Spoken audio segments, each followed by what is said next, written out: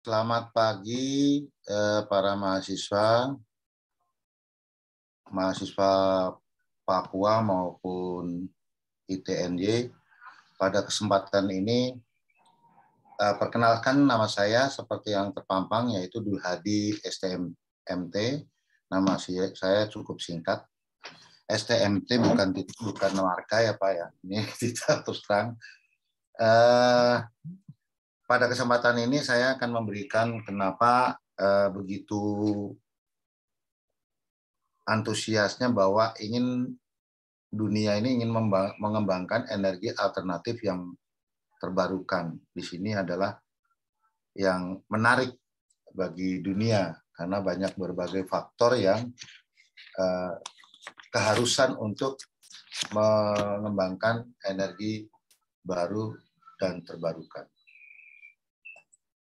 Latar belakangnya terutama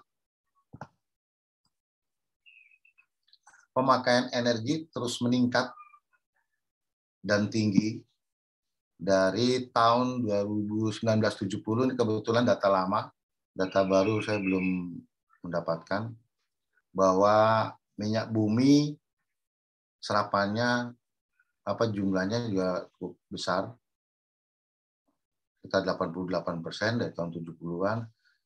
Tapi serapannya di tahun 2002 itu sudah mencapai 54%, seperti tertera di sini. Dan gas bumi juga 23%, batu bara 17%, terus tenaga air 4%, dan panas bumi mencapai 2%. Jadi kalau dihitung dari rentang tahun 70 sampai 2002, sekitar pertumbuhannya rata-rata 10% per tahun. Sehingga kalau sampai sekarang mungkin sudah terlalu berat, SDA bumi kita tentunya diserap oleh kebutuhan nasional maupun bahkan internasional. Di sini dalam tahun seperti itu peranan minyak bumi masih dominan karena jumlahnya masih besar. Tapi lama-kelamaan bahan bakar fosilnya akan menurun. Akan menurun karena banyaknya terserap oleh kebutuhan.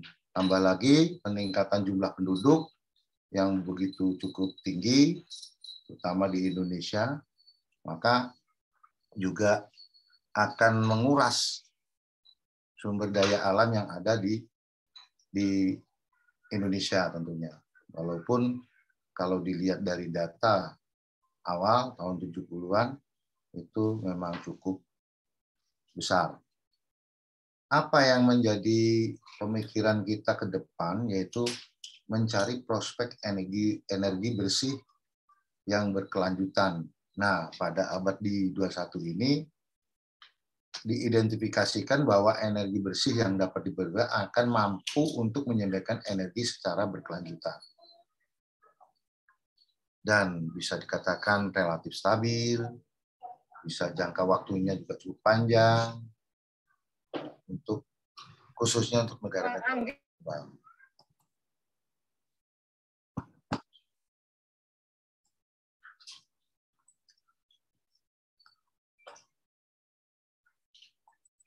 Selanjutnya, berdasarkan data cadangan energi fosil, khususnya minyak bumi yang semakin terbatas ini, kalau dilihat ini tahun 2002 ini, jenis energi minyak bumi, gas bumi, batu bara memang cadangan totalnya itu cukup besar.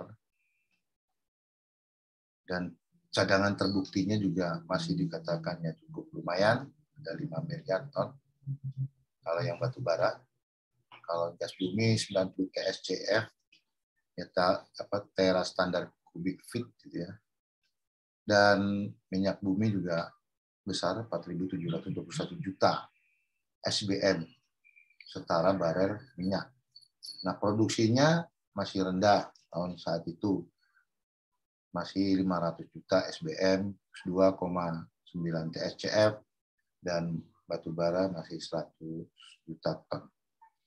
Nah, perbandingan cadangan per produknya itu ini kalau apabila tidak ditemukan lagi cadangan baru, kemungkinan dari tahun 2002 itu 10 tahun sudah habis atau menipis.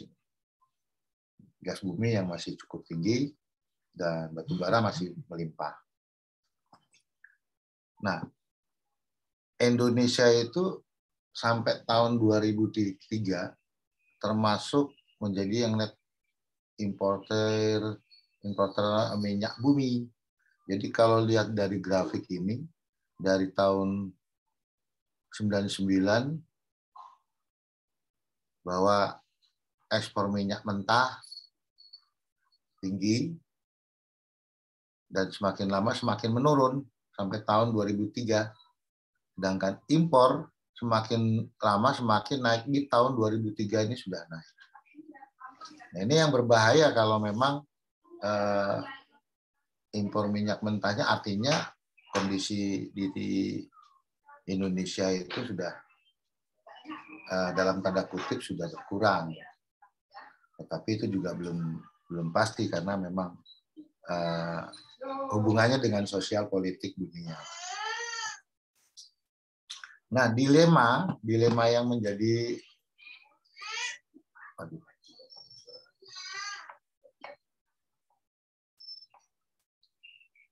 dilema naiknya harga minyak bumi itu berbagai macam. Harga BBM tidak dinaikkan, ini akan memberatkan negara, keuangan negara tentunya. Kalau BBM-nya dinaikkan, dikhawatirkan akan adanya reaksi penolakan yang dapat menimbulkan gejolak sosial. Ini yang akhirnya bisa meruntuhkan segalanya kalau terjadi pergerakan sosial. Contohnya di tahun 1998 itu ada pergerakan sosial karena ada inflasi yang tinggi akibat spekulan dolar Soros. Presiden Soeharto turun. Nah, selain itu, dengan adanya kenaikan harga BBM akan juga menyebabkan biaya pembangkitan tenaga listrik meningkat. Seiring juga dengan pertumbuhan penduduk, pertumbuhan industri, dan pertumbuhan lainnya yang sehingga banyak menguras sumber daya alam yang ada di Indonesia. Terus pemerintah harus bagaimana? Nah, ini yang repot. Misalkan pemerintah tentunya melakukan suatu beberapa kebijakan. Contohnya kebijakan pengurangan subsidi. Jadi subsidi BBM ini bukan hanya dari yang sekarang digulirkan atau dibicarakan oleh pemerintah juga. Dari dulu juga subsidi selalu. Apalagi saat ini bahwa kondisi dunia ini banyak inflasinya cukup tinggi. Alhamdulillah kalau Indonesia masih berdasarkan berita yang kami dapat di televisi maupun berita publik, Indonesia masih baik, masih bagus dan bisa menjaga menekan terjadinya inflasi sehingga gejolak tidak terjadi. Tetapi di negara berkembang lain akibat inflasi menyebabkan negara menjadi bisa bangkrut. Begitu juga BBM. Nah, BBM naik, gejolak. Terus dampak pemberian subsidi tersebut ini bisa dirangkai dengan diagram seperti ini. Misalkan dibantu dengan subsidi BBM, ini harga BBM murah, maka ini dikhawatirkan adanya terjadinya manipulasi pemanfaatan BBM. Jelas. Terus ada pemakaian BBM tidak efisien, boros. Terus pemanfaatan energi lain juga tidak berkembang karena BBM. Ini baru BBM, belum lagi yang lainnya. Terus jumlah kebutuhan yang meningkat menyebabkan juga cadangan minyak lebih cepat habis, terus jumlah subsidi BBM meningkat, maka penerimaan negara devisa berkurang. Dana untuk pembangunan dan memperbaiki taraf hidup rakyat juga ikut berkurang. Ini kalau kita melihat dari kebutuhan pemanfaatan BBM. Nah, apa yang menjadi permasalahan? Perlunya ada bahan bakar alternatif sesuai dengan tuntutan kondisi di zaman sekarang tentunya. Terus untuk mendapatkan memilih bahan bakar alternatif dengan baik itu perlu diperhatikan adalah dari sisi teknologinya. Kita tahu teknologinya juga masih cukup berat, belum merata. Tapi kayak solar cell belum semuanya menggunakan solar cell. Sehingga karena produksinya solar cell masih sedikit, tidak terlalu banyak, maka harga solar cell masih tinggi. Sehingga bagi masyarakat juga masih banyak yang kurang mampu untuk membelinya.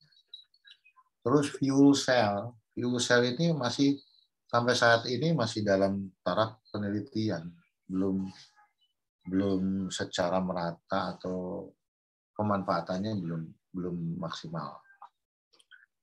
Terus selain itu kemudahan dalam penanganan. Nah, berbagai contohnya nuklir juga termasuk energi terbarukan. Tapi kalau tidak tahu dalam penanganannya, maka bisa memusnahkan manusia di dunia, di bumi ini tentunya. Terus ketersediaan berkelanjutan, ini yang paling penting. Ketersediaan berkelanjutan itu apakah SDA sumber daya dan alam ini bisa diperbarui atau tidak. Jadi memang kendalanya tidak sedikit. Butuh infrastruktur, butuh teknologi, dan butuh lingkungannya juga harus baik. Seperti contoh saya barusan belum lama ini dari Jakarta, baru meninjau ya, kayak pejabat tadi, baru mengecek mobil listrik yang ada di Jakarta, yaitu di perusahaannya Bakri dan perusahaannya Bapak Muldoko. Mereka punya pabrik bis listrik. Nah, salah satunya teknologinya juga masih masih campur dari asing. Bangsa kita belum bisa membuat secara full atau 100% membuat sendiri. Jadi kalau berarti banyak ngambil dari Cina. Terus saya ke Madiun di PT INKA juga produksi. Di sana kereta api listrik ada, dan bis listrik juga ada. Itu pun masih sudah bagus sih, ada 60% menggunakan bahan-bahan yang ada di Indonesia, dan 40%-nya masih mengambil dari asing. Artinya apa? Secara teknologi bangsa kita belum mumpuni. Mungkin perlu berkembang, atau memang belum tahu karena memang dirahasiakan. Kita juga harus perlu kajian selalu. Ini harapannya mahasiswa bisa menganalisa untuk bisa mengejar ke arah tercapainya energi baru dan terbarukan bisa berkembang. Terus dari segi keekonomian saat ini memang energi baru terbarukan karena masih satu bisa dikatakan masih langka atau masih sedikit. Kedua, teknologinya yang cukup memerlukan pemikiran terutama dari masyarakat kita sendiri, masyarakat umum. Nah, sehingga ekonominya dalam hal cost-nya terlalu tinggi. Nah, ini juga perlu diberi pemikiran ini. Terus belum lagi infrastrukturnya disiapkan. Kalau misalkan di kota padat kayak seperti di Jakarta, energi baru terbarukannya juga tidak bisa seperti kayak di daerah.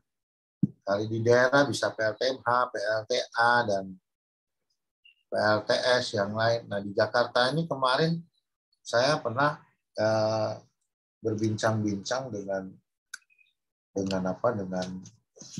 perusahaan di Bakri tentang untuk charging baterai, bisa nggak menggunakan solar cell di bisnya, atau bisnya itu terdiri dari komponen-komponen solar cell. Oh, ternyata untuk di Jakarta itu tidak semudah seperti itu. Solar cell yang dipasang di sana hanya bisa menyerap 30%. Kenapa 30% dari matahari? Karena sudah banyak polusinya. Jadi sinar matahari yang untuk memancarkan ke solar cell itu sudah tertutup oleh polusi-polusi udara, sehingga hanya terserap sekitar 30%, sehingga tidak ekonomis dipasang di sana. Kecuali di Yogyakarta masih bagus, apalagi di Papua masih bagus, NTT itu masih bagus. Terus selanjutnya juga dampak sosial juga yang perlu dipikirkan. Adanya energi baru terbarukan ini, apakah masyarakat sudah memahami apa belum? Kalau belum memahami, ini akan menjadikan kecurigaan yang tentunya tidak bisa diajukan, itu bisa berkembang. Sehingga perlu diberikan pengetahuan bagi masyarakat bahwa bahan bakar alternatif ini sangat bagus. Kemarin saya sudah pernah menghitung bahwa untuk penggunaan baterai saja dengan bahan bakar itu bisa lebih hemat menggunakan baterai penggunaan secara untuk operasional. Sekitar 1:3. Jadi kalau untuk di KWH-nya, 1 KWH itu bisa menjangkau 1 kilometer. Dan biayanya Rp800 per kilometer. Lebih murah. Terus penggunaan bahan bakar untuk transportasi, untuk bahan bakar rumah tangga, komersial, untuk bahan bakar industri termasuk pembangkit listrik, ini juga menjadi permasalahan baru kalau memang semakin lama semakin habis. Terus perlu persiapan regulasi karena negara hukum biasa. Kalau regulasinya tidak tahu, ya regulasinya tidak diterapkan, akan melanggar aturan sehingga akan menghambat perkembangan. Terus energi bersih yang digunakan dalam negeri ini beberapa energinya itu seperti hidro, panas bumi, energi matahari, dan masih banyak lagi sebenarnya. Nah, yang paling besar itu adalah panas bumi ini sebenarnya. Hidro masih ketergantungan dengan airnya. Saat hujan, saat kemarau, perkembangannya yang naik. Tapi kalau panas bumi, cuma mencarinya tidak mudah. Panas bumi itu dari daerah-daerah mana saja yang bisa diambil, butuh ketebalan buminya seberapa, karena terlalu jauh juga pengoborannya lebih sulit. Energi matahari, solar cell-nya masih banyak. Ini potensi di Indonesia, ini untuk panas bumi, contohnya sekitar 27.000 megawatt. Kalau mau dicari itu ada di petanya, sebenarnya di titik-titiknya itu ada. Nah, contohnya yang sudah diproduksi ini di Kamojang, Salak, Darajat, Dieng, Sibanya. Baru terpakai 800 megawatt. Jadi masih peluangnya masih banyak. Ini tahun 2000 ini. Dari bio perencanaan tahun 2000. Sekarang mungkin sudah lumayan bertambah. Nah, cadangan gas bumi Indonesia diperkirakan 2% dari total cadangan seluruh dunia. Sesuai dengan paradigma baru, energi sensitif bumi akan ditingkatkan pendayagunaannya. Sehingga kebijakan gas domestik akan digulirkan pemerintah seiring dengan tujuan agar energi ini dapat berperan dengan baik, tujuannya untuk mengurangi tekanan terhadap intensitas pemakaian baterai yang cenderung terus meningkat. Nah, gas bumi ini sangat baik karena tingkat polusinya rendah, akan tetapi ya semakin lama bukan habis ini ya sebenarnya gas bumi, tapi kalau gas bumi bisa habis, yang panas bumi yang cukup baik. Gas bumi bagus untuk polusinya, lama-lama cepat habis. Ini data dari konsorsium energi per kapita relatif rendah. Contohnya di negara lain, kita bandingkan dengan negara lain, bahwa intensitas energi itu cukup tinggi dibandingkan negara di Asia yang lain. Contohnya ini Jepang. Jepang ini intensitasnya energi itu ya hampir sama dengan energi per kapita ini. Thailand jauh banget, Indonesia apalagi. Jadi energi per kapitanya sangat kecil. Malaysia juga seperti itu. Tapi ini data tahun 2002. Sekarang sudah terjadi perubahan, kayaknya saya belum punya data. Ini adalah untuk memberikan penjelasan bahwa pentingnya energi baru dan terbarukan. Peluangnya banyak. Berdasarkan indeks keborosan energi di Indonesia, bahwa di Indonesia itu 402% lebih boros dari Jepang dan 156% lebih boros dari Amerika Serikat. Ini dalam hal konsumsi energinya terhadap intensitas energi. Jadi Indonesia itu boros banget. Tapi ya wajar, penduduknya juga banyak. Mengapa energi terbarukan yang harus kita jangkau? Karena di Indonesia itu potensinya cukup tinggi. Salah satunya hidro, dari sumber dayanya cukup tinggi, ada 94.476 megawatt. Baru kapasitasnya baru terpasang 5.000 megawatt ini tahun 2016. Jadi pemanfaatannya juga masih kecil, 5,3%. Walaupun kalau tahun ini sudah meningkat karena di tahun Jokowi ini cukup pesat perkembangannya, tumbuhannya. Terus geotermal juga masih pemanfaatannya masih 4,8%. Geotermal. Terus bioenergi 5,4%.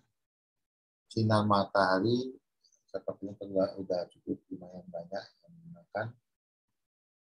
Terus energi laut. Nah, energi laut ini belum sampai sekarang kayaknya pemanfaatannya belum ada ya. Karena masih dalam taraf penelitian terus. Nah, apabila dikembangkan secara tepat, energi terbarukan ini akan menggantikan energi tak terbarukan. Juga memberikan kontribusi penting untuk memacu perkembangan ekonomi. Bukan cuma hanya ekonomi, termasuk Indonesia bisa green. Indonesia green apa nih? Hijau. tanpa adanya polusi.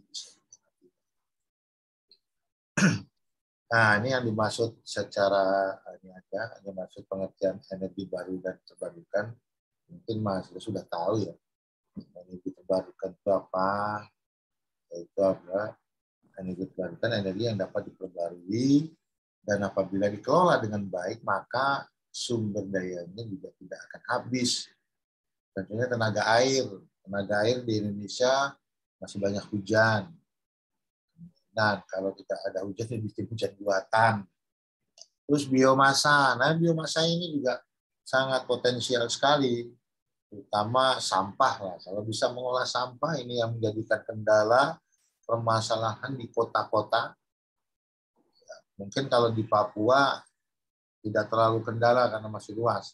Tapi kalau sudah di Yogyakarta, seminggu sampah tidak diangkut, maka demonya sebulan aja bisa demo itu masyarakatnya karena menumpuk. Nah, pengolahan biomasa ini juga belum potensial, masih sekedar uji coba, hanya kecil-kecil skala prototipe.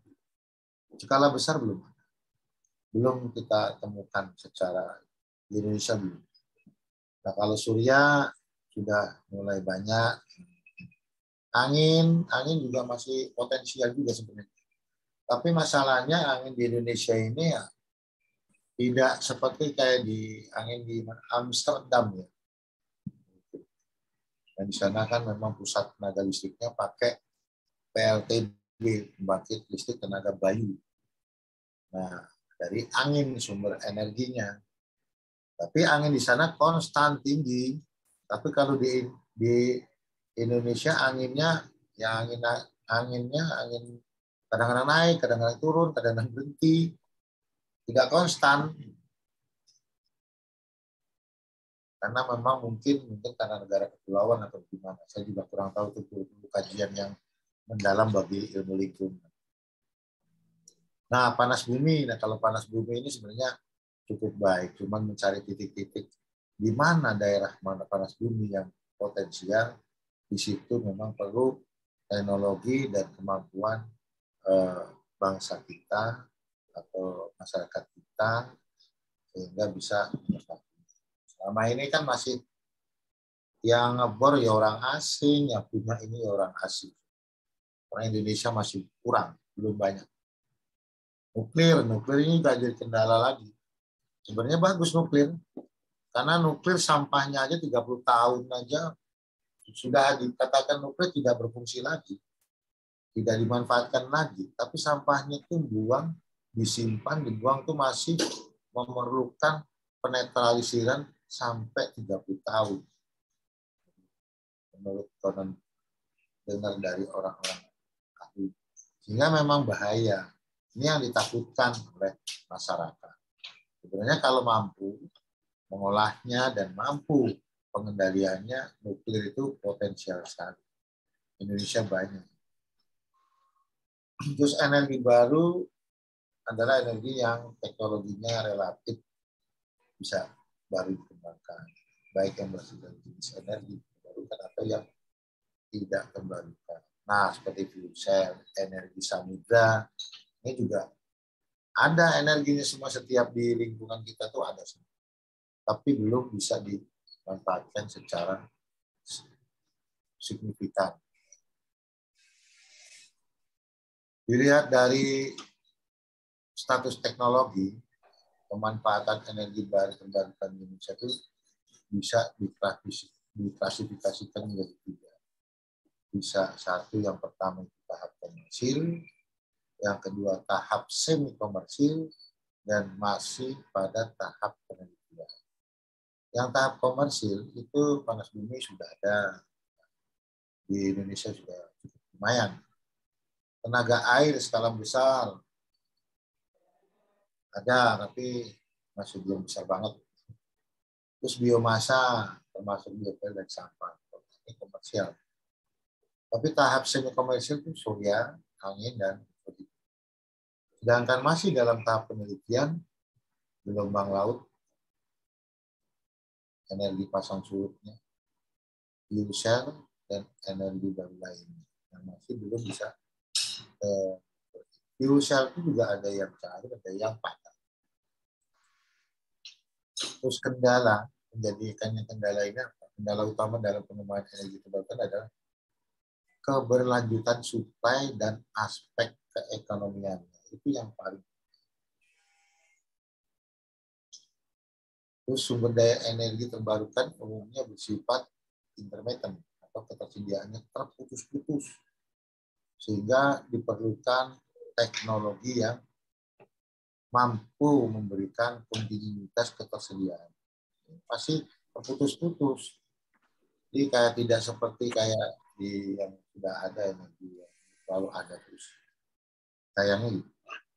Nah, pada umumnya teknologi energi terbarukan itu masih ya dikatakan relatif mahal dan belum dapat bersaing dengan teknologi energi komersial yang sehingga kurang atraktif bagi investor saat itu.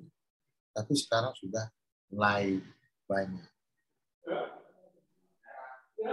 Beberapa teknologi, ya, ini contohnya yang pernah dibuat oleh masyarakat kita, kelompok tenaga surya. Terus ini yang pernah ada sebenarnya udah lama ini kayak gini di energi solar cell body pada untuk militer Amerika Serikat, terus pembangkit mikrohidro sudah banyak di Indonesia.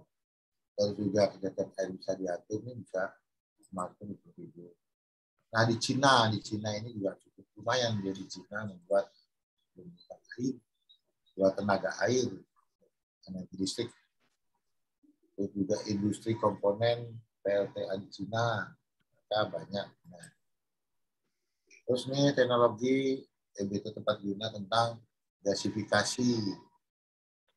Nah, ini gasifikasi konversi termal dari limbah biomasa sampah untuk menjadikan gas bahan bakar. Ini juga masih asing.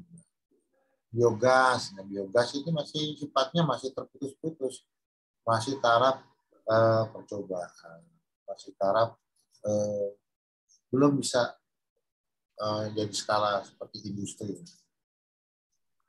Ini sistem konversi energi PLTA PLTB. PLTB itu maksudnya bayu.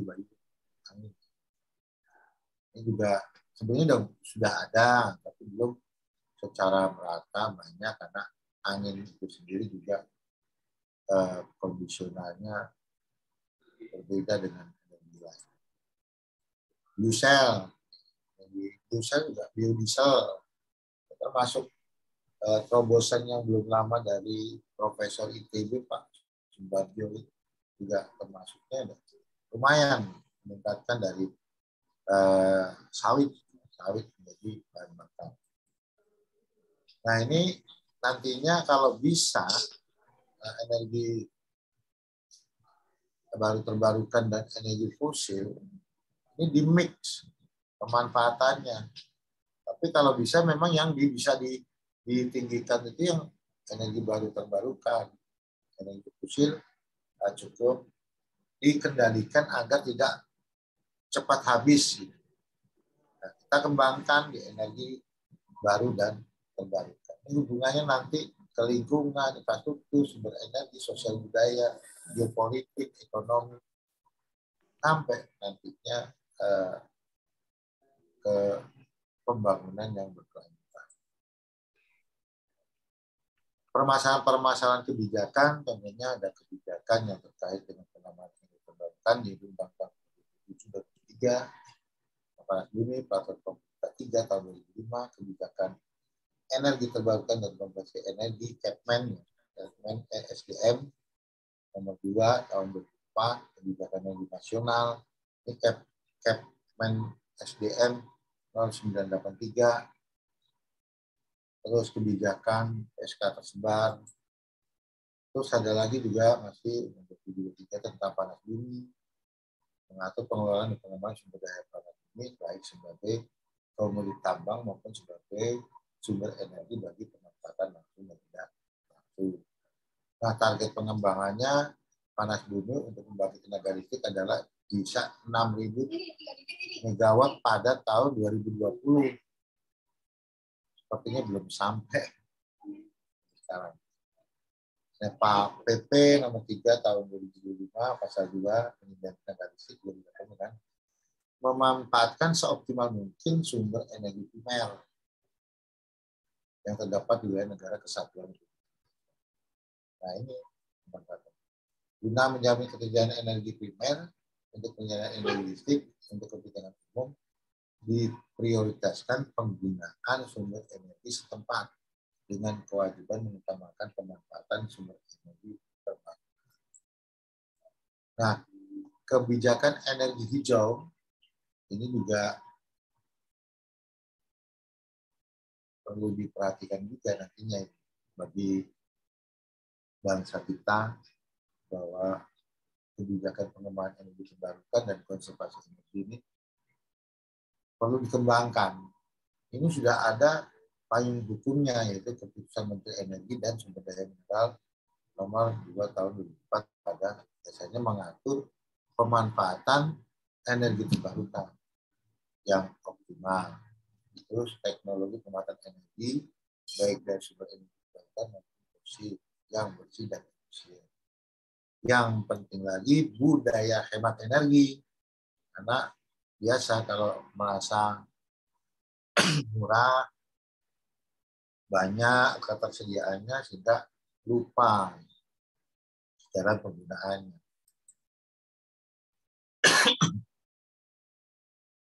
Kebijakan energi nasional yang ada sasaran pengembangan energi terbarukan. Ya, meningkatkan pangsa energi terbarukan dalam penyediaan energi nasional sekurang-kurangnya 5%. Ini pada tahun 2020. Sekarang 2022. Bisa.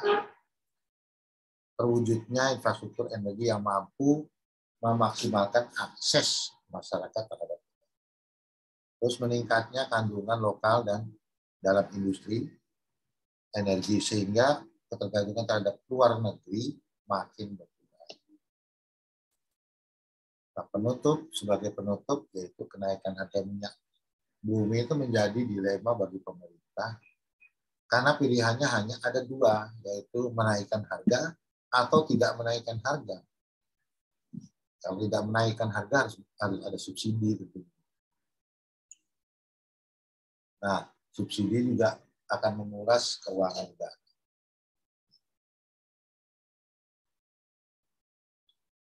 Dengan adanya kenaikan harga BBM juga akan menyebabkan pula biaya pembangkit tenaga listrik akan meningkat.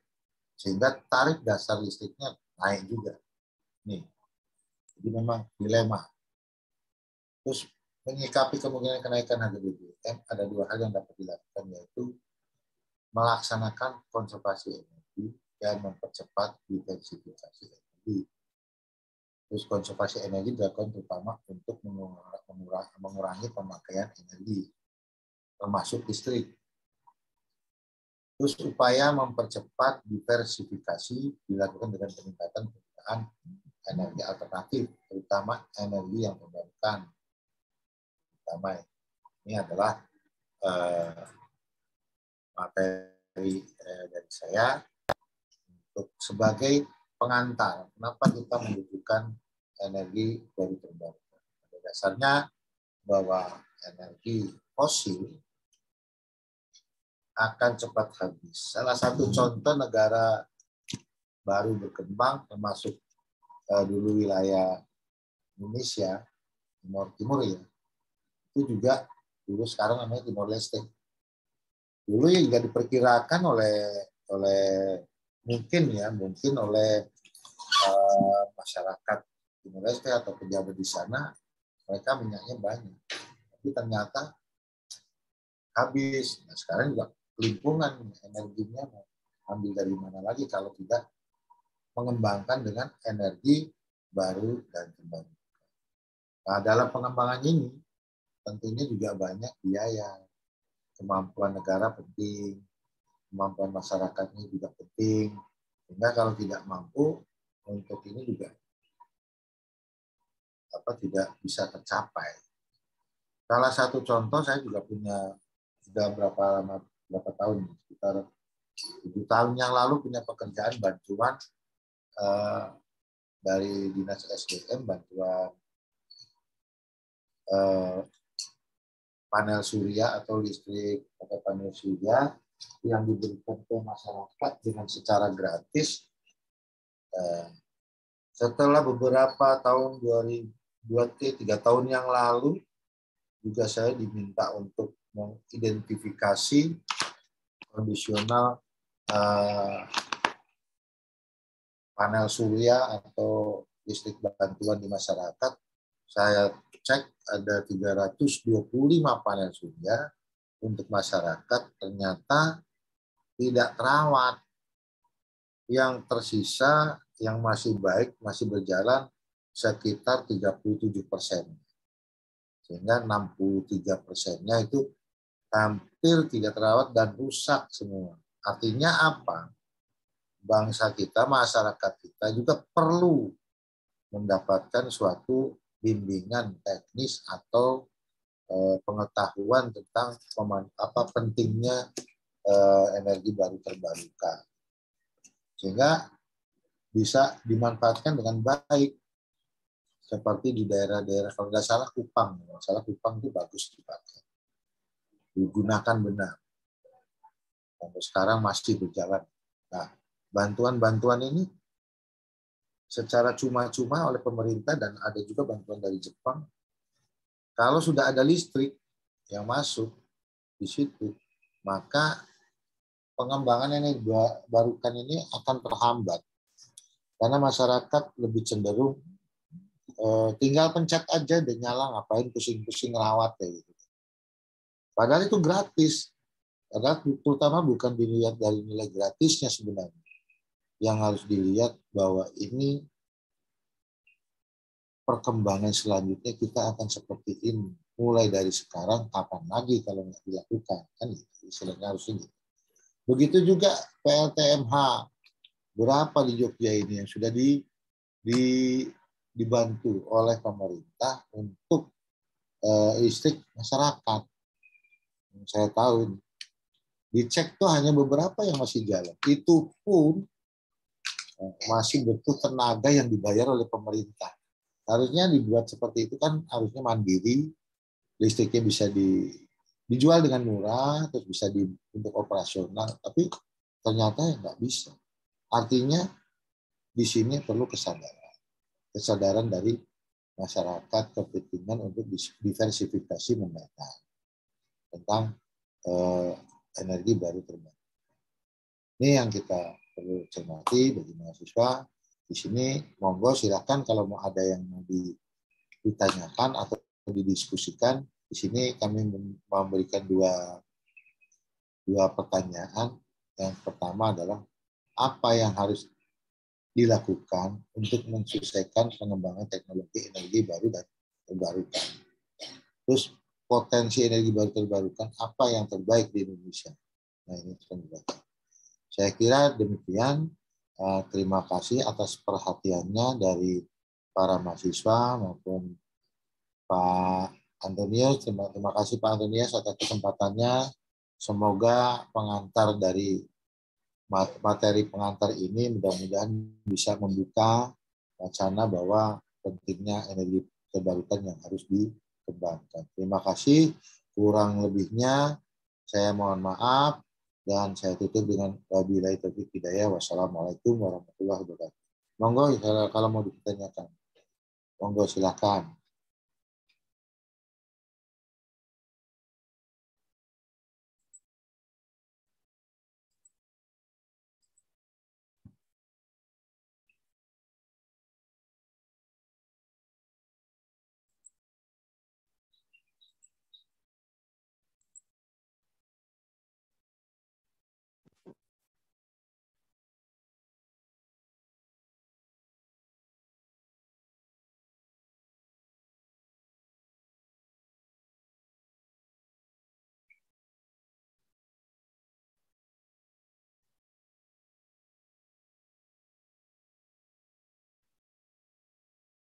Maaf tadi ini videonya nggak keklik.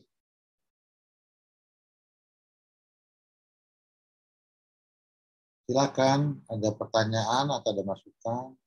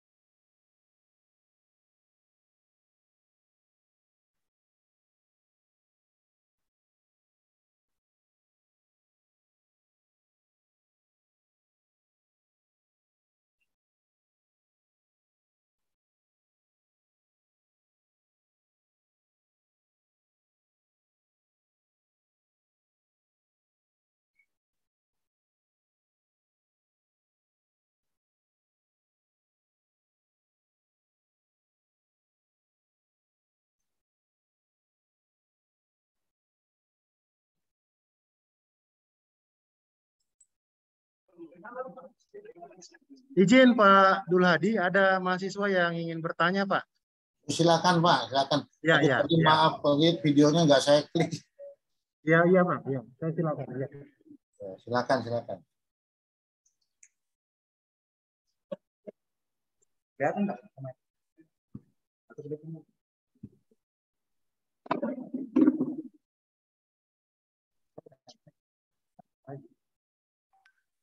Pagi Pak. Selamat pagi, monggo Mas, silakan. Perkenalkan, nama saya Stian dari Teknik Elektro Unipa. Yang saya ingin tanyakan Pak, kan tadi Bapak menyinggung tentang solar cell dan polusi di kota-kota besar ya Pak.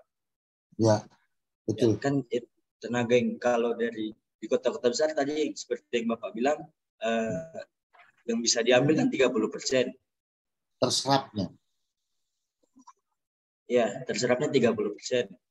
Terus bagaimana dengan kita yang di Papua di sini yang angka polusinya masih rendah? Justru polusinya yang rendah itu hanya 30% juga yang hanya bisa diserap 30% juga atau bisa lebih? Kalau di Papua, maaf ya, nih, di Papua itu malah justru bisa kemungkinan 100% itu atau 70%. Jadi gini penjelasannya. Ini, aduh bagaimana, bisa kelihatan nggak ya saya? Jadi ini solar cell, atasnya itu tertutup dengan asap-asap polusi. Nah, sinar matahari tembusnya dan masuk ke solar cell-nya hanya sekitar 30%. Justru dengan polusi itu yang sehingga tidak bisa dimanfaatkan secara optimal PLTS di Jakarta ini. Tapi kalau di Papua kan nggak sama dengan Jakarta kan? Iya, Pak. Polusinya gimana di sana? Rendah kan? Iya, Pak.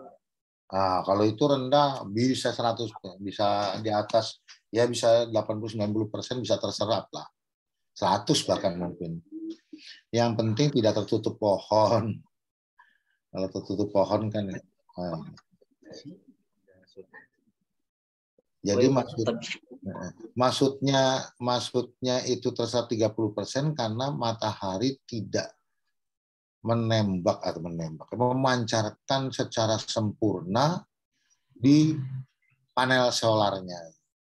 Karena apa? Tertutup oleh polutan-polutan yang beredar di udaranya. Makanya hidup di Jakarta sebenarnya nggak sehat. Ya di kota yang besar terlalu banyak polusi udara lah, tentunya. Bukan hanya Jakarta aja. Tapi kalau di Jogja masih bagus. Apalagi Papua ya, Kalimantan juga ya. Di kota besar terutama. Silakan kalau ada lagi. Ya, sudah Pak. Terima kasih Pak. Ya, monggo silakan. Duh, monggo ngerti ya. Saya bahasa sering suka ngomong Jawa ini.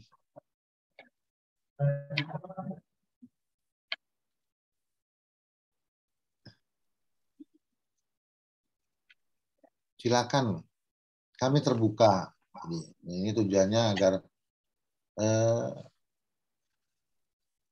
kami berharap bahwa energi baru terbarukan ini bisa berkembang pesat. Ini juga di Indonesia kan udah ada Morowali yang membuat dari nikel untuk membuat bahan baterai. Ini kalau bisa sampai berhasil itu juga cukup bagus itu untuk peningkatan energi baru terbarukan, itu termasuk itu juga. Silakan loh. Silakan mahasiswa. Termasuk yang Zoom di rumah boleh.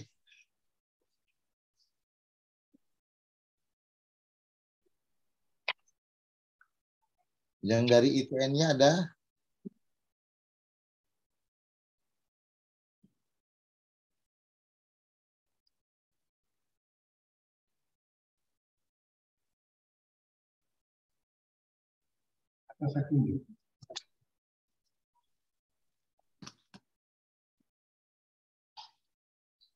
Ini kalau saya tanyakan, yang pertanyaan pertama ini menurut Anda gimana? Apa yang harus dilakukan untuk pengembangan energi baru terbarukan?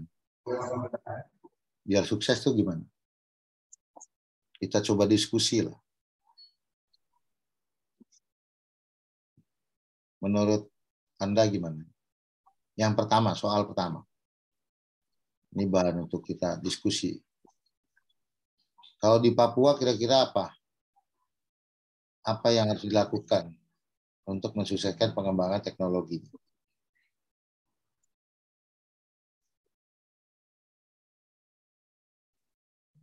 Ada pemikiran?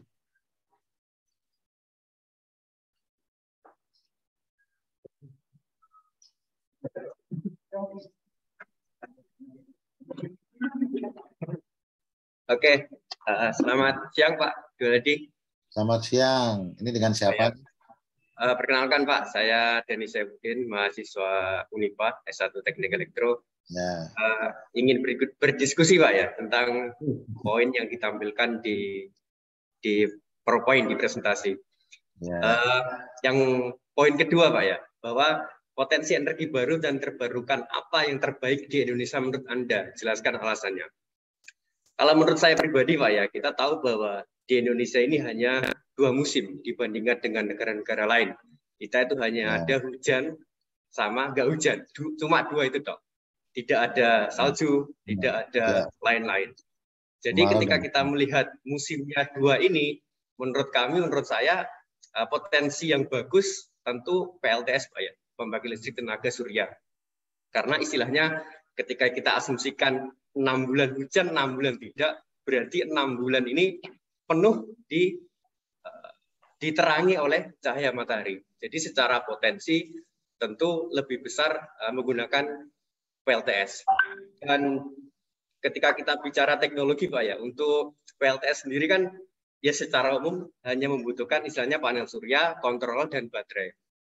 Tidak perlu istilahnya hal besar, dalam arti kan ketika kita bicara mikrohidro dan lain sebagainya, ini alatnya lebih kompleks. Gas, batu bara, istilahnya untuk pengaplikasian kita bicara dalam home appliance atau penggunaan rumah, PLTS ini cenderung lebih mudah diaplikasikan. Begitu Pak dari saya. Terima kasih. Kalau yang lainnya, menurut Anda gimana yang lainnya coba? Karena menurut Kevin ya tadi ya, PLTS gitu ya. Iya Pak, PLTS Pak. Nah, yang lainnya?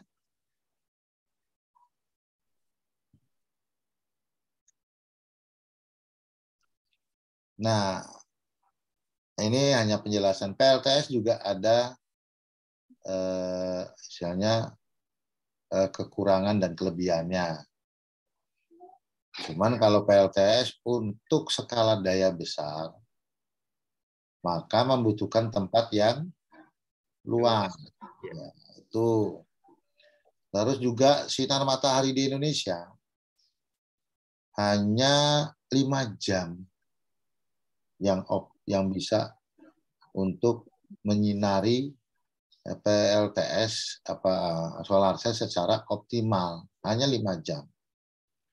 Jadi kalau pagi jam 7 dia dayanya belum besar. Belum besar. Tapi kalau udah di atas jam 10 ya, 10 sampai jam, kalau di Jogja mungkin jam 10 sampai jam 3 lah. Jam 2, jam 3. Tapi kalau di Papua kurang tahu. Kalau di Aceh itu, kemarin saya tuh, dia maghribnya aja jam 7. Kalau di sini jam 7 kan udah malam di Jogja. Iya. Nah, jadi memang cenderungnya ya terputus itu. Terputus artinya dia nggak kontinuitasnya terlalu ini. Dia dalam satu hari, dia cuma 5 jam dalam satu hari. Dan kalau malam hari tidak bisa dipakai. Ya. Harus ada punya penyedia daya baterai penyimpan. Nah, baterai ini juga masih harganya mahal. Jadi saya kalau merancang, kebetulan saya nyambi di konsultan di kontraktor, jadi tahu. Kalau PLTS murni itu biayanya misalkan off grid gitu, itu tinggi. Yang tinggi di mananya? Ternyata di baterai. Baterai itu juga perawatannya juga hampir rata-rata 2 tahun harus ganti. Benar nggak? Rata-rata itu 2 tahun harus ganti. Kurang tahu kalau misalkan sudah ada baterai yang besar litium yang sudah lebih modern dan kualitasnya tinggi, ya, hampir seperti itu. Nah, banyak masang PLTS di industri, masuk saya juga pernah merancang untuk di PT Pelindo 2 itu punya BUMN. Dia tidak menggunakan off grid, tapi menggunakan on grid. Jadi artinya gini, PLTS yang selama ini digunakan di para industri hanya untuk menopang sebagian kebutuhan yang ringan, bukan yang berat, beban berat, bukan yang ringan. Dan itu karena ada aturan regulasi bagi perusahaan-perusahaan yang besar wajib melakukan istilahnya pelaksanaan konservasi energi minimal sampai 20% dari dia penggunaan energi di industrinya. Misalkan dia menggunakan sampai 5 megawatt, nah itu 20%-nya harus menggunakan energi baru terbarukan. Silakan, mau pakai PLTS boleh, itu yang dayanya 20%-nya dari 5 megawatt harus dari itu. Ini ada aturan seperti itu. Dan PLTS kalau masang itu akan dibeli oleh PLN kalau banyak. Dan kalau dibeli PLN, dipakai PLN, hanya dihargai 65%. Ada aturannya, SDM ini peraturan pemerintah. Memang itu disesuaikan dengan undang-undang. Jadi menurut saya, dan itu kan semua kan menurut Anda boleh-boleh aja. Tapi mungkin yang lainnya, ada nggak? Ya tadi istilahnya saya itu memikirkannya kan matahari itu bisa dibilang sampai kiamat gitu loh Pak. Bahwa kan ya matahari itu kan ada terus. Bahkan ketika kita melihat satelit Pak ya, sumber utamanya satelit justru ketika bisa mengorbit selamanya itu kan ya gara-gara surya itu sendiri. Coba kamu lihat panas bumi.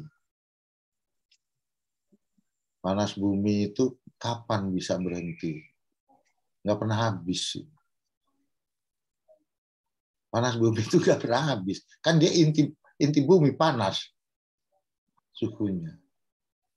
Nah, geotermal itu cuma nyarinya nggak segampang titik-titiknya. Nanti salah ngebor masuk di inti bumi amblas. Cuman nggak gampang nyarinya. Panas bumi itu malah justru sama, tidak akan ada hentinya. Henti kalau kiamat, kalau buminya pecah. Nah, panas bumi itu, tapi memang investasinya tinggi. Cuman kalau PLTS bisa investasi kecil, hasil dayanya juga kecil. Jadi di rumah mau pakai aja misalkan 900 VA ya, volt ampere. Kadang-kadang masyarakat bicaranya bukan VA tapi watt. Padahal watt itu terdiri ada kospinya kan, kalau di arus bolak-balik. Jadi VA, volt ampere.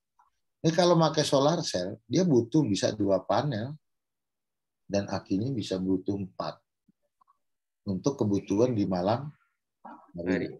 Nah, yang itu bisa. Ini secara kasar aja gitu, bisa dihitung sebenarnya.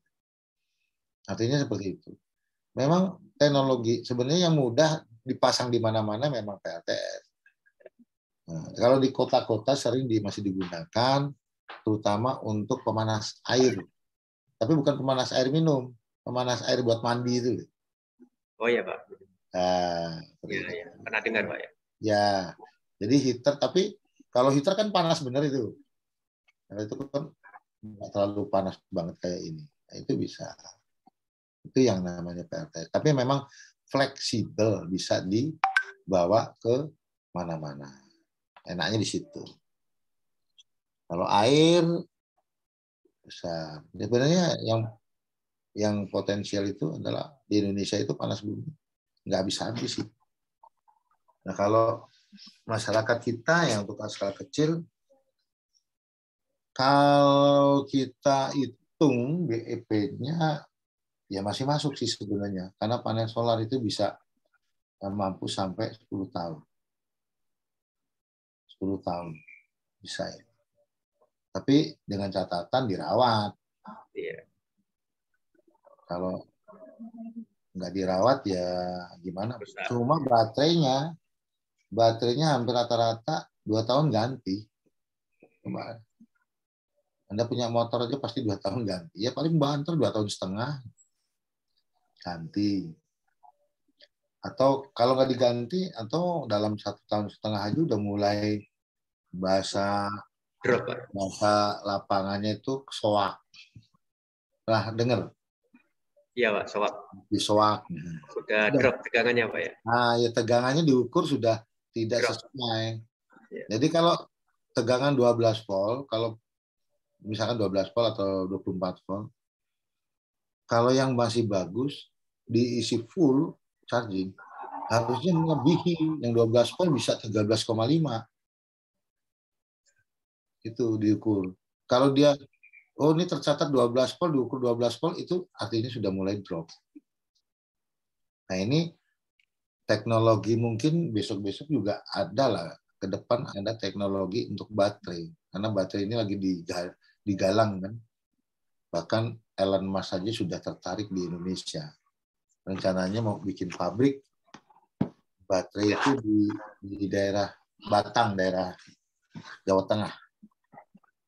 Kalau nggak salah daerah Kendalnya kalau saya lupa itu. Rencana juga sudah rencana itu, sudah kontrak kalau salah, udah apa MOU lah. Artinya karena teknologi baterai itu nanti dulu pernah dengar aja di berita tertarik dengan bukan baterai untuk mobil, bukan, tapi baterai untuk catu daya besar. Jadi untuk listrik. Nah, ya kemungkinan teknologi yang dari nikel itu akan dikembangkan. Nah, ini teknologi ini yang perlu penting oleh bangsa Indonesia, oleh rakyat Indonesia, para mahasiswa juga perlu diteliti pengembangannya karena itu sangat potensial sekali baterai. Karena baterai itu satu portable kan, bisa dibawa kemana-mana. Tuh, baterai. Baik, Pak Dul.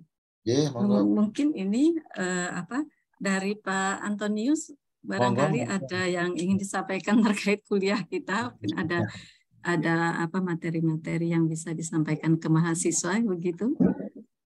Oke, baik, terima kasih sharingnya Pak Dulhadi. Ya, sama-sama. Mudah-mudahan bisa memberikan wawasan ya.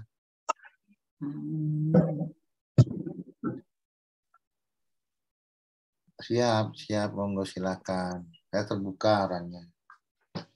Apalagi kalau di Jogja gitu dekat sama saya, terbuka banget saya. Tanya dia sama kaprodi saya tuh, tahu banget tuh saya. Ya, mohon izin Bapak Ibu. Iya, Bapak. Ya. Di pertemuan pertama saya kira materi dari Pak Dulhadi sama udah mewakili poin yang direncanakan untuk pertemuan pertama kami. Yang perlu kami tanyakan sebenarnya yang manajemen LMS-nya itu ya. Itu gimana itu? Mungkin bisa dibantu diperjelas. Manajemen Elinasnya ya. Itu Butri itu. Iya, benar, iya. Monggo Butri, gimana itu supaya bisa masuk? Iya, kalau materi pengantarnya sama dengan yang sudah Pak Dulhadi sampaikan, saya kira saya tidak akan mengulang sih gitu. Poinnya sama gitu. Ya. Mudah-mudahan memberi wawasan Pak buat mahasiswa ini. Monggo Putri. Terus ini Pak, apa rekamannya juga nanti boleh dikirimkan karena sepanjang pemaparan materi tadi ada mungkin beberapa kali ya suaranya terputus gitu. Oh, jaringan berarti ya? Iya. Oh iya, itu sebenarnya sudah saya kirim di Elinas Pak sebenarnya. Oh begitu, ya. Udah dari malam udah ada di Elinas, termasuk RPS itu tidak saya masukkan dalam pertemuan pertama sih malah. Oh begitu. Ya. Mohon Butri nanti Butri di tindak lanjuti tentang bagaimana manajemen untuk ke Elinas itu ya Pak Antonius ya. Iya benar ya.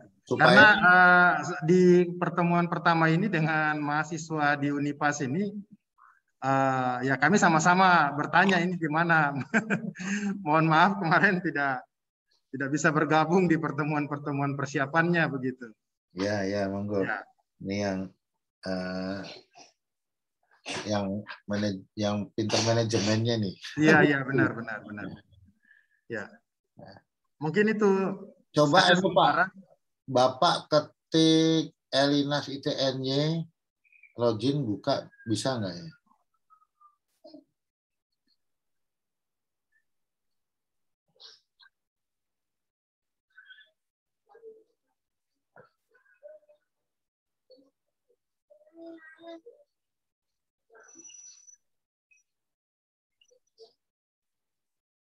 Pak Arief hadir nggak ya? Kalau ada Pak Arief bisa dihubungkan nih. Oh ya, sebentar Pak. Mungkin ini Putri akan menjelaskan. Tapi ini tadi kan masih di perjalanan di bus. Ini dia akan coba Bu. Akan coba Pak. Kita nunggu Putri sebentar ya.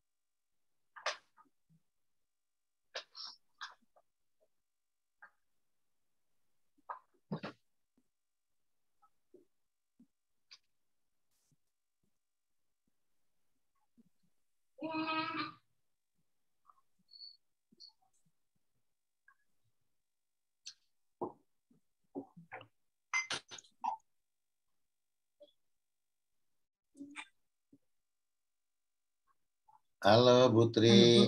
Halo.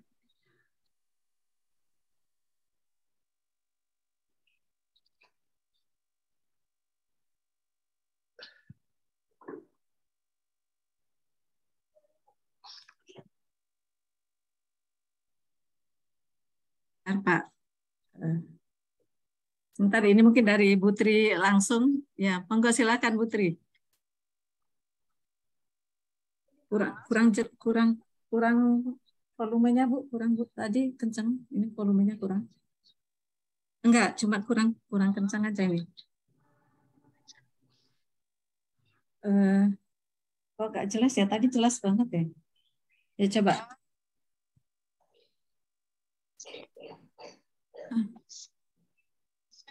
Sebentar Bu.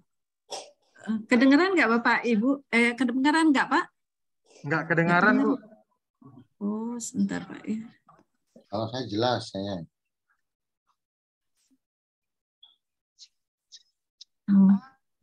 Coba Bu.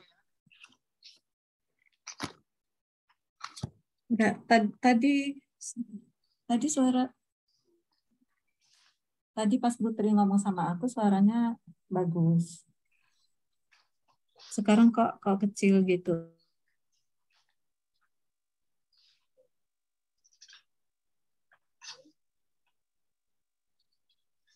Sebentar ya Pak, baru di ini Putri.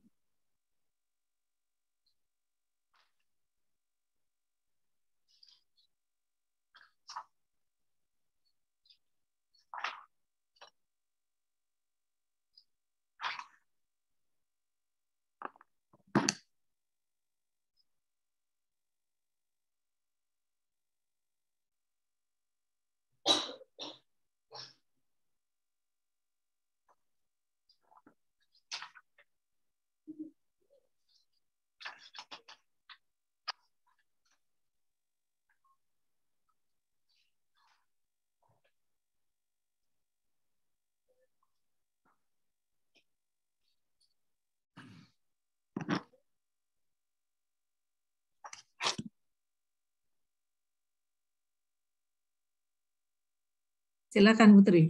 Silakan Putri. Oke, Bapak Ibu, mohon maaf karena kondisi saya ini dalam perjalanan. Jadi saya tidak bisa buka speaker karena memang di sini agak berisik. Kedengeran Pak? Baik Bapak Ibu. Ya baik Bapak. Mungkin untuk pihak yang di LIPA, mungkin saya akan menyampaikan terkait dengan pertemuan pertama. Kita akan melakukan kontrak perkuliahan atau perkenalan dulu. Jadi sebenarnya kita belum masuk dalam materi. Tapi tidak apa-apa, tadi Pak Udo menjelaskan sendiri mengapa kita perlu belajar tentang energi baru terbarukan. Baik, nah untuk mata kuliah energi baru terbarukan ini, kita memang sudah memasukkan perangkat pembelajarannya berbentuk RPS yang sudah kita sepakati bersama terkait dengan pembelajarannya, capaian mata kuliah pembelajaran, kemudian materi pembelajarannya semua sudah kita inputkan di dalam RPS. Nah, kemudian untuk Bapak Ibu dosen nanti akan memasukkan materi masing-masing ke dalam Elinas sesuai dengan pembagian materi yang sudah kita sepakati. Nah, selanjutnya Bapak Ibu, untuk pertemuan pertama ini, karena tadi Pak Dul itu sudah memaparkan terkait materi pendahuluannya, maka nanti bisa Pak Antonius, mohon maaf Pak Antonius, mungkin juga bisa memaparkan sedikit saja terkait perkenalan atau pembukaan atau pendahuluan pada pertemuan pertama ini. Nah, setelah itu mungkin juga kita langsung diskusi saja. Putri. Gimana Pak Antonius? Pak Dul itu. Putri. Oh, Pak Dul, gimana Pak Dul? Tadi Pak Antonius sudah mengatakan bahwa pada dasarnya pengantar saya itu sama dengan Pak Antonius itu. Sehingga nggak perlu 2 kali dipaparkan gitu loh. Maaf Pak Dul, suara Pak Dul kok nggak terdengar di saya ya. Gini Putri, tak telepon aja ya. Tak telepon aja Bu Nah, Tri. gini aja, mungkin teknisnya gini aja Fadil.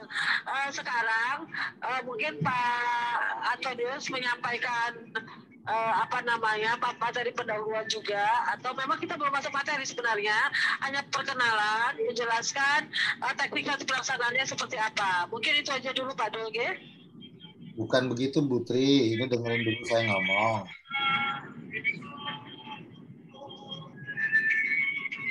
Halo Pak Dul. Putri, dengar nggak saya ngomong? Ya, sekarang jelas Pak. Sekarang jelas Jelas Pak. ya. Tadi Pak Antonia sudah dipersilakan oleh Bu Kapoldi.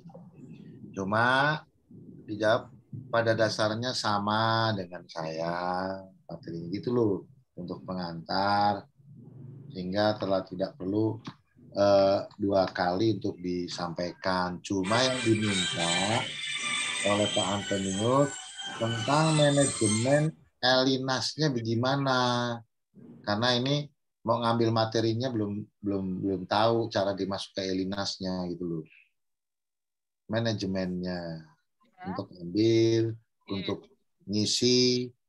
Ya kan dia mau ngambil materi mahasiswa dan dosen mau ngisi ke Elinas, mungkin kalau di ITN-nya udah tahu. Nah, yang sana manajemennya seperti apa? Mungkin kesulitan atau gimana? Itu tolong. Benar, Pak Dul Hadi, benar. Ya, seperti itu yang saya maksud begitu. Kalau materi, saya rasa mungkin hanya beda di slide aja, tapi poinnya sama dengan yang sudah disampaikan oleh Pak Dul Hadi begitu. Jadi tinggal manajemennya aja saya pikir yang penting ya untuk kedepannya. Jadi begitu. Jadi untuk dari Pak Antonius mau ngisi ke Elena seperti apa, terus mahasiswanya mau ngambil materi di Elena seperti apa, itu mohon diinformasikan. Mungkin Pak Arif kali ya, Arif Basuki ya. Kalau hadir Pak Arif bisa memberikan. Silakan. Gini, karena mohon maaf sekali lagi, ini karena suaranya saya tidak bisa dengar jelas, karena ini sudah berisik banget gitu ya. Jadi nanti Bu Odi mungkin bisa menghandle terkait dengan pertemuan pertama ini, ya Bu Odi. Ya Bu. Ya. Terima kasih Bu Odi, terima kasih Bapak Ibu, sama maaf sekali karena memang ini nanti mungkin kita bisa berkoordinasi lagi untuk pertemuan yang kedua. Mungkin itu ya Ibu Odi, Bapak Antoni dan Pak Dul Hadi. Ya. Terima kasih. Assalamualaikum warahmatullahi wabarakatuh. Baik, Bapak-Bapak, ini terkait karena apa? Manajemen Elinas itu Bu Tri yang mendalaminya. Jadi mungkin untuk pertemuan kita hari ini, jadi untuk nanti ke manajemen Elinasnya Pak Antonius kita bicarakan lagi di pertemuan kedua, nggak Pak?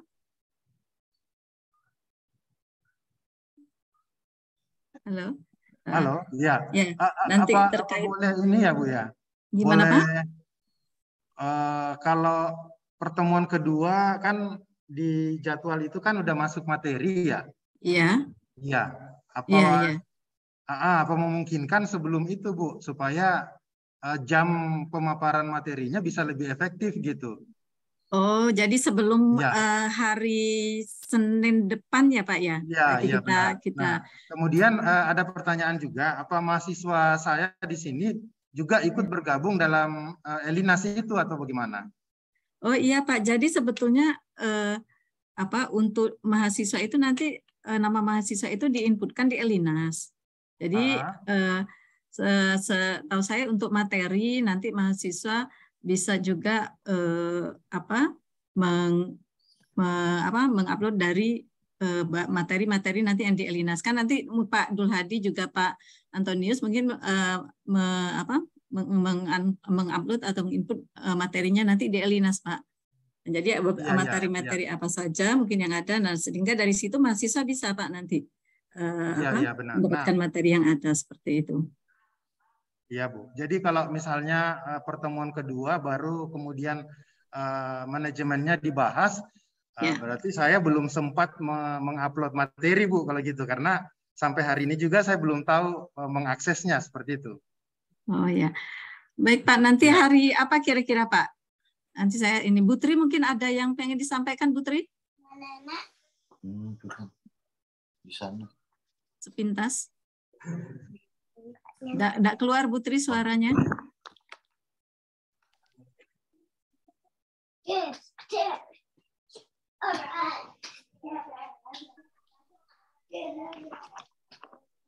Nggak kedengeran Putri. Nggak kedengeran Putri. Hutan, Bu. Bisnya lagi lewat hutan kali. Halo Putri. Putri, nggak kedengeran suaranya.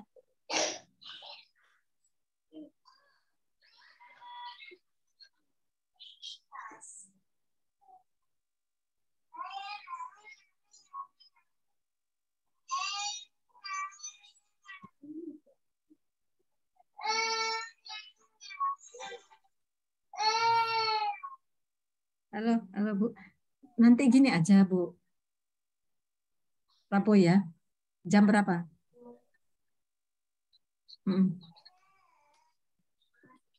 Nanti.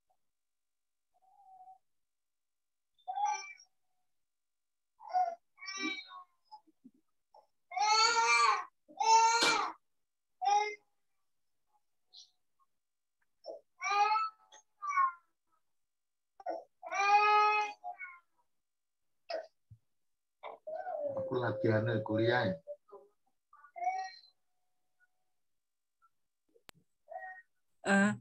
Baik Pak Antonius, jadi begini, mungkin kita Rabu Pak bisa join lagi kita diskusi di situ sekitar jam, kalau jam 9 WIB di sana jam 11 ya Pak, bisa nggak Pak kira-kira?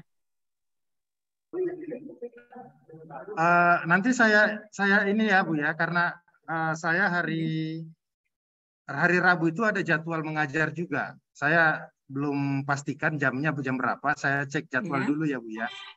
Oh iya, ya. Nanti ini kami dikabarin ya Pak. Kira-kira jam berapa untuk hari Rabu, sehingga nanti kita bisa diskusi terkait dengan manajemen Elinasnya. Ya, siap. Sebentar Pak, ini ada dari Putri lagi. Halo, gimana Putri? Ya. Oke, ya.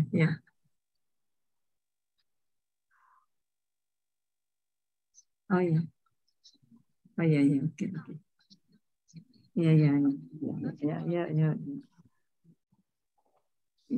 Baik Pak Antonius, nanti kita ikut jadwal Pak Antonius saja kira-kira kapan yang kita rencanakan hari Rabu, nanti untuk jamnya kami mengikuti Pak. Nanti Pak Antonius bisanya kapan. Kemudian ini Pak minta nomor yang aktif Pak. Kemarin itu Putri berapa kali telepon dan WA kok nggak bisa gitu. Atau nomor itu memang sudah benar Pak, nomor yang di-share ke kami? Sudah Bu, sudah. Oh sudah, nomor itu ya Pak ya? Iya, cuma satu nomornya Bu.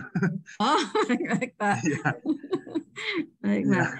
Ya, saya kira itu Pak, mungkin untuk untuk hari ini mungkin kalau memang tidak ada lagi yang disampaikan ke mahasiswa mungkin dari Pak Antonius atau Pak Dul Hadi. Saya kira untuk pertemuan pertama kita ya mohon maaf ya Pak, masih ada saja kendala yang terjadi mungkin di pertemuan pertama ini. Kami dari TNI juga mohon maaf terkait hal itu. Jadi saya kira mungkin untuk pertemuan hari ini ya kita anggaplah perkenalan dan juga mungkin ada sedikit masalah terkait dengan kesalahan sistem teknis ya Pak.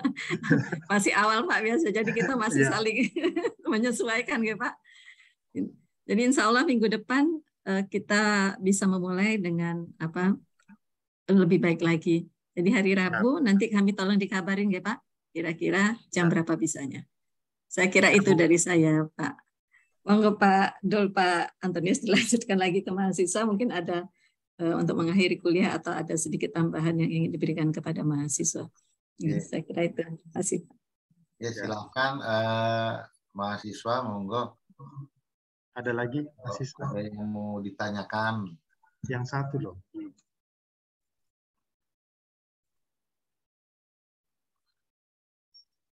Ada? Pertanyaan satu belum? Ayo. Silakan. Saya balik kamera dulu ya.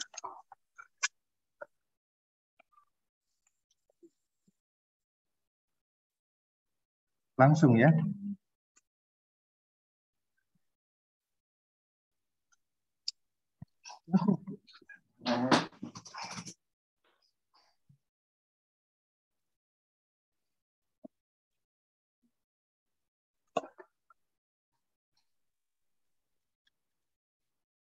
Pertanyaan satu. Nanti. Ya. Nanti dan Paulus.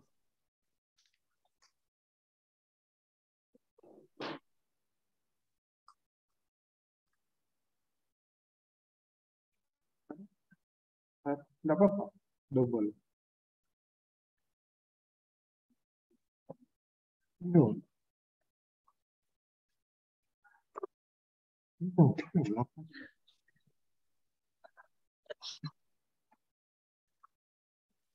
What thing?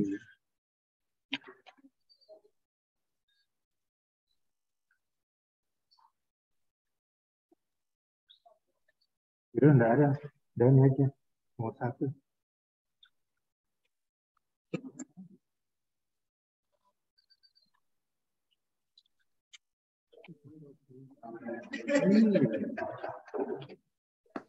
Ini hanya pendapat loh ini.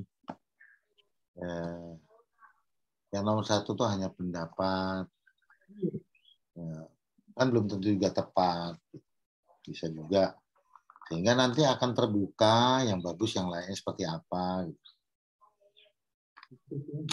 Ini di Papua berbeda dengan di Yogyakarta. Gitu. Siapa tahu ada berbeda gitu. Kalau dengan saling mengetahui akan menjadi kesamaan. Kesamaan apa? Persepsi, pemikiran. Hingga kita maju bersama. Monggo lo silakan.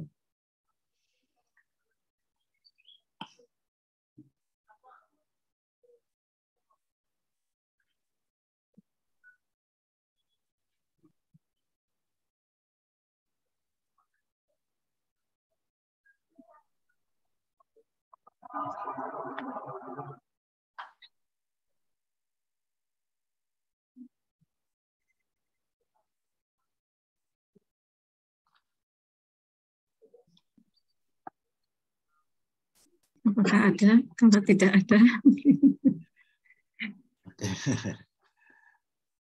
Jadi ini masukan aja. Sepertinya udah tidak ada ini, Pak. Ini hanya masukan aja, kan masih mahasiswa.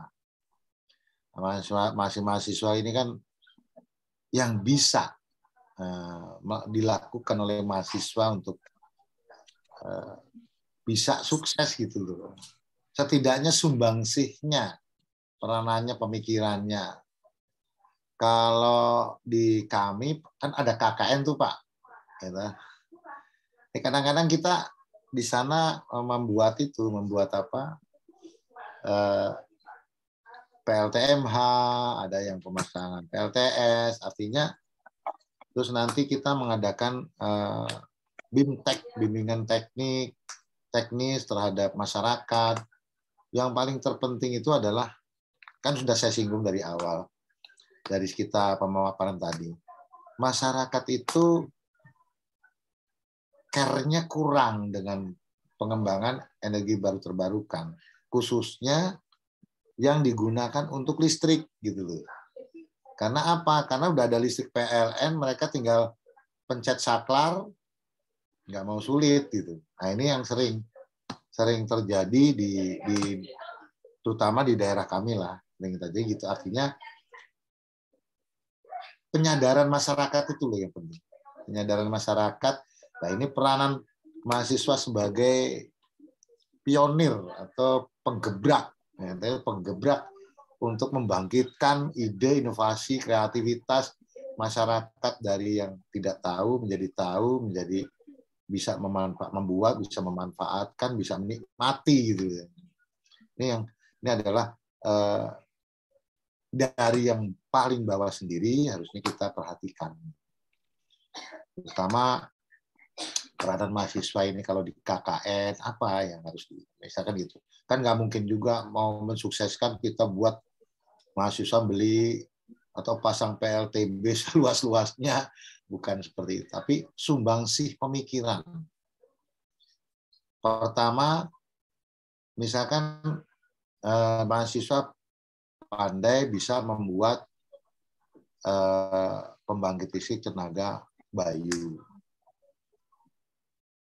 Nah, untuk siapa? Untuk siapa bayu itu? Tenaga itu anginnya untuk siapa?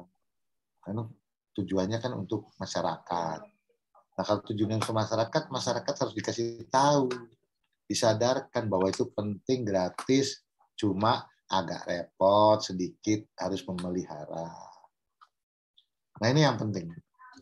Untuk kesuksesannya pengembangan teknologi energi barukan itu, ya penekanan istilahnya apa ya? Kalau orang jualan itu promosi istilahnya. Mindset nih. Kalau di Jawa itu sering terkenal dari zaman dulu itu sering yang namanya iklan odol itu adalah Pepsodent gitu kan. Wah, beli Pepsodent sampai berapa lama? Sekarang sudah bukan punya Pepsodent lagi. Ada Close Up, ada macam-macam merek gitu. Tapi orang masih sering mengatakan mau beli Pepsodent dulu. Artinya tertanam. Bagaimana untuk membuat tertanamnya agar masyarakat itu care dengan pengembangan teknologi energi terbarukan.